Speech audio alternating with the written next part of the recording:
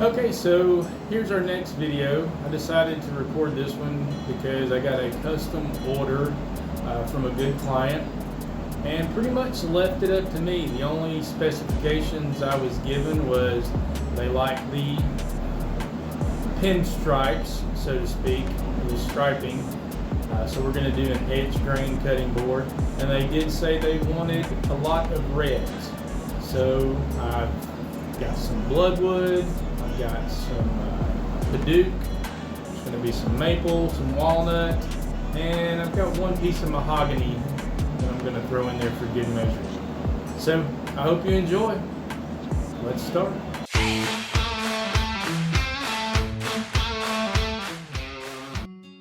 So since this was a custom board, I don't lay them out like I do my bulk boards and try to do several at a time.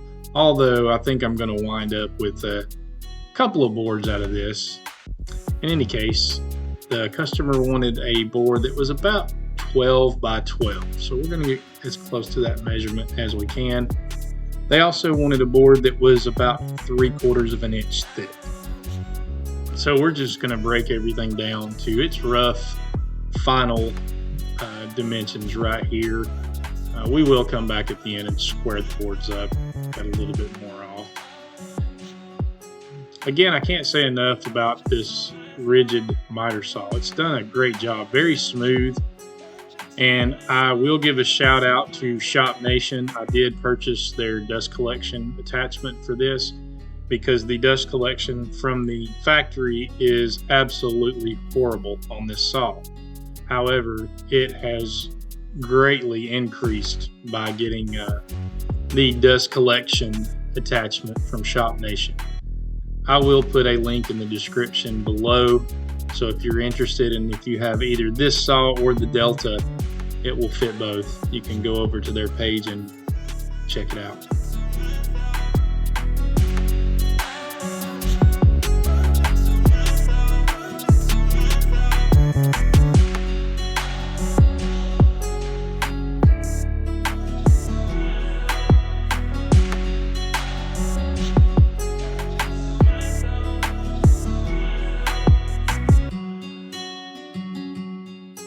We're going to go ahead here and run all of these boards through the jointer so I can get me a good edge for gluing.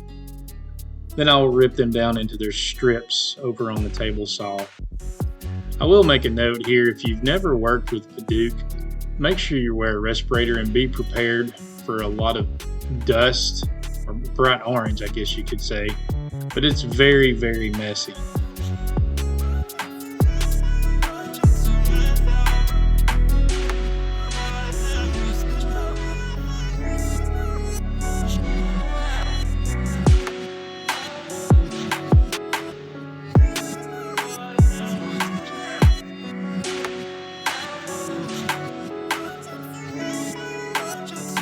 I had forgotten that I had used a 45 or 40 degree chamfer on another cutting board, so I needed to get this one back to 90 degrees. I highly suggest one of these nice digital angle finders. They are great, they're not expensive, but it makes it so easy to set your table saw. I believe I picked this one up on Amazon. I'll double check and I'll leave a link in the description when I find it. I'm going to rip all of the species of wood down to about 1.25 inches. The final thickness for the board I am custom making, going to be 3/4 of an inch at their request. They wanted a little bit thinner board, but I think I'm going to get a couple of other boards out of all of this material. And I do want them to be about 1 inch thick, so I'm giving myself an extra 1/4 inch to play with on them.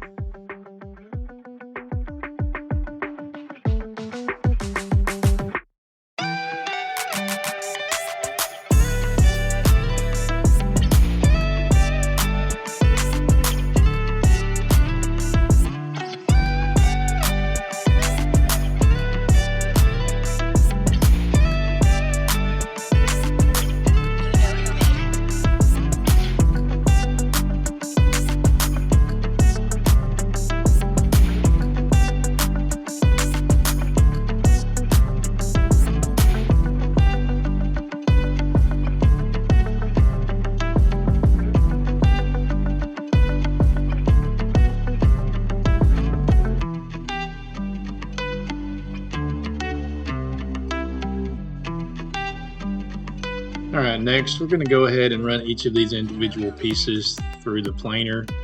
One of my favorite features on this WEN planer is the depth gauge on the front, so I know exactly how much I'm taking off with each pass. I just want to get everything down to a nice smooth surface for glue up so I don't have the risk of having any kind of gaps. After I send them through the planer, I go ahead and take them over to the drum sander, and probably one of the best pieces of equipment I've ever purchased. Also off camera, because I let the battery run down, I did not get where I cut down the small 1/8 inch and 1/4 inch strips that I'm using in this. I apologize. So next, on to the glue up. If you've seen my previous videos, I use Titebond 3 because this needs to be food safe and waterproof. Not to mention the fact that it gives you a little bit longer working time if you need it. Not so much with this project, but others you definitely need a little bit more time with the glue ups.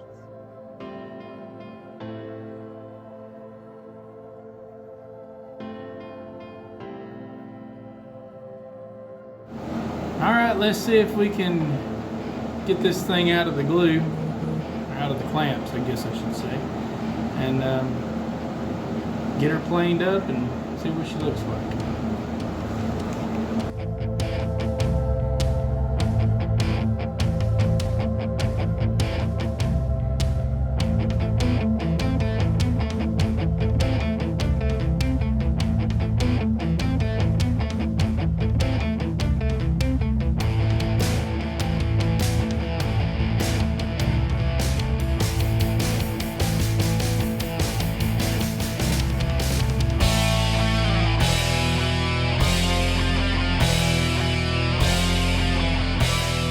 I'm going to go ahead and take my scraper and get as much as I can off of that backside to give me a flat as surface as possible to run through the planer. So we'll start planing it down. One of the other features I actually like on this WEN is the fact that I can set a maximum height that I want to go down to. For this board, like I said, the customer wanted 3/4 of an inch, so I flipped this board, taking a pass on each side as I went. But I set this gauge here, that way no matter what I did, it would not let me go down any further than that 3/4 of an inch, which ended up working out very well. It was at this point I actually realized my dust collection was not working very well, and you can tell by everything coming back at me here. So I ended up having a 4-inch pipe come loose from my router table. Apparently I had knocked it loose and did not realize it. No wonder there was no suction.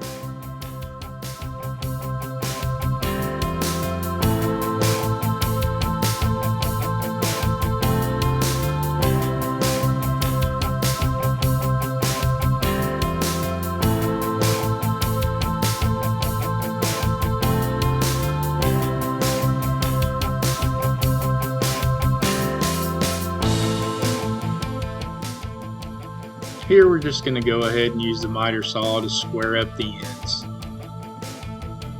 Then I want to take them over to the router table. I like to put a little round over on the edges. So we're going to start with the end grain. Whenever you're doing a round over or anything like this, you really want to start with the end grain. That way, whenever you come back and do the edge grain or the face grain, in this case, you have less risk of tear out on the end grain. And as always, it's a good idea, as you can see I'm doing here, to put a sacrificial push block on the other side just to also help prevent tear out.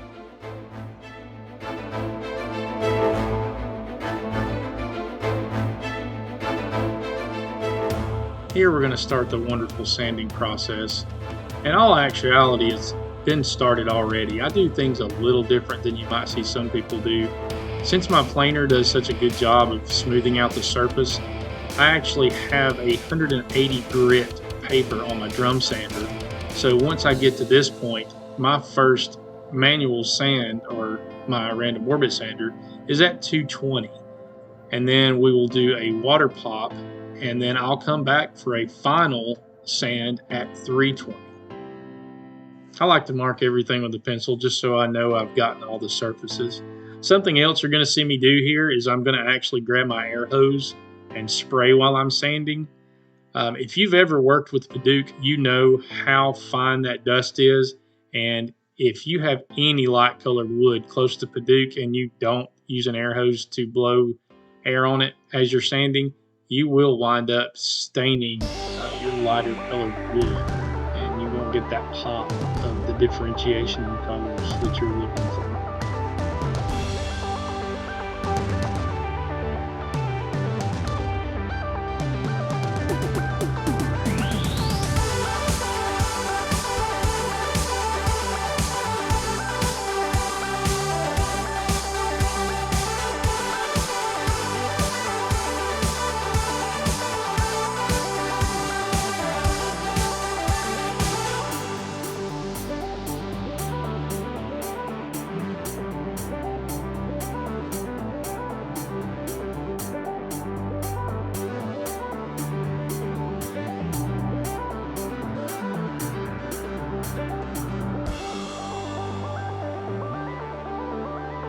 Here we're going to do our water pop to raise the grain. I simply just use a spray bottle, just lightly spray all surfaces and let it dry out completely, and then come back and sand with 320.